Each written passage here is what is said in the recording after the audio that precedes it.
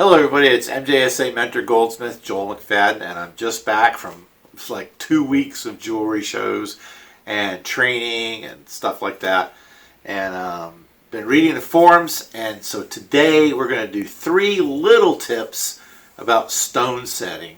We're going to put them all together into one little video here.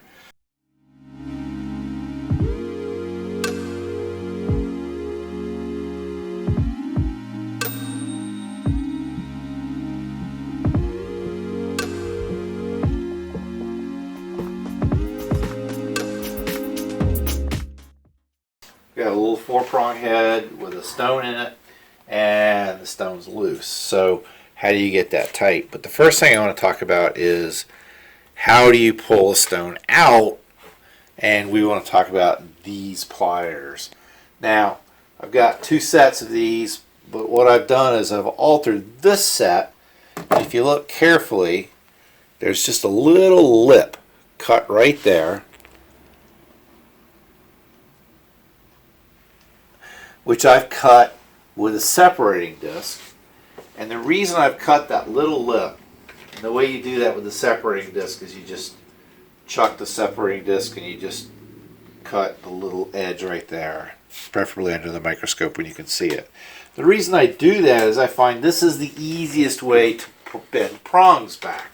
So we're going to bend the prongs back very slightly on this stone, and it allows me to not do any damage per se to the prong itself. This is actually a mounting that a student of mine did, and he had a little trouble getting it tight, so we're going to talk about that. So now the stone can come out, and you can use the other set, the parrot peaks, without the groove in them. These are called parrot peaks, and they're designed for securing a stone in prongs. And what you do is the short end has a groove that runs down it. It comes that way from the factory, and you put that groove along the prongs, the opposite prong, and then this long end pulls that prong tip over. And then you flip it around and you do the other side. And this will do a pretty decent job of setting a ring. But there's a thing with metal, but you'll see we're just a little bit loose. And someone recently on the forum was talking about not being able to get a stone tight no matter what they did. So the issue here, particularly in white gold, if it's 14 karat white or 18 karat white, is called memory or springback. And what that is we'll use this as an example of a prong. As you bend it in, it tends to bend back a little bit. Every time you bend it in, it bends back a little bit. Now platinum generally stays where you bend it. Soft gold, 18 yellow gold, generally stays where you put it. But white gold, hardened yellow gold, and sometimes even platinum always springs back a little bit. So if you move it and everything's tight, when you remove your pliers, it sort of snaps back or springs back, and it leaves your stone loose. If you want to look here, you can see that this guy is just a little bit loose. And we can squeeze that ring all day, opposites, the way they teach you, and it's just not going to tighten. So here's the trick. What you want to do is called vector tightening.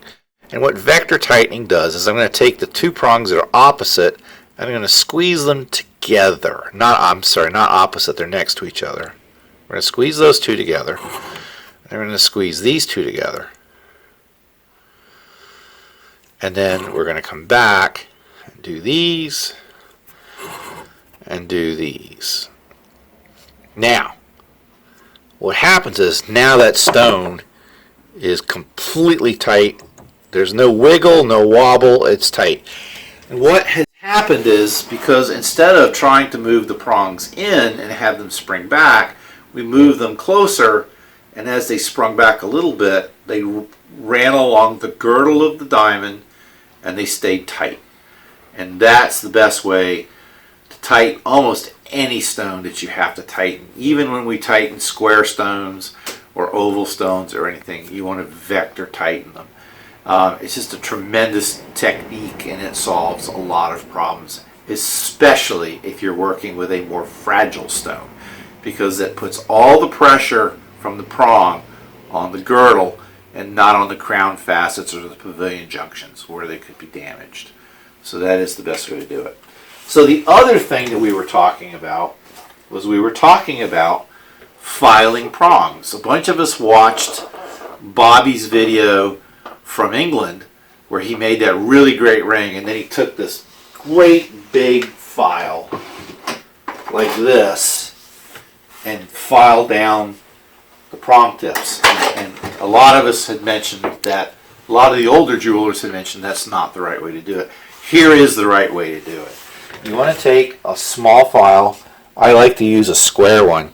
And what I've done is I've taken a Mizzy wheel, a heatless Mizzy wheel, and I've polished this edge down. So you can see it's a little shiny, and that edge will skirt across the stone, and it's not going to damage it as though the file edge would. And that's called a safe edge. So now I can take that and file these prongs and not risk damaging the diamond. You'll also know, because it's smaller, I have a little bit more control. Takes a little bit longer than that bigger file that was in the video, but this is the way to do it. And even though I've got just a CZ here, I'm not doing any damage to anything because this because the safe here is not hurting anything. There's a little Lemel getting on there, but nothing's hurting it. So there's 3 little tips today. I hope that helps. Please push the subscribe button, and I'll try to get you a tip out every week. Thanks.